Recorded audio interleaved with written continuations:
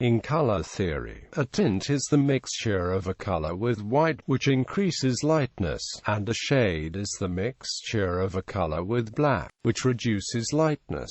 A tone is produced either by the mixture of a color with gray, or by both tinting and shading. Mixing a color with any neutral color reduces the chroma, or colorfulness, while the hue remains unchanged. In common language, the term shade can be generalized to furthermore encompass any varieties of a particular color, whether technically they are shades, tints, tones, or slightly different hues, while the term tint can be generalized to refer to any lighter or darker variation of a color. When mixing colored light, the achromatic mixture of spectrally balanced red, green and blue is always white, not gray or black. When we mix colorants, such as the pigments in paint mixtures, a color is produced which is always darker and lower in chroma, or saturation, than the parent colors. This moves the mixed color toward a neutral color, gray or near black. Lights are made brighter or dimmer by adjusting the brightness,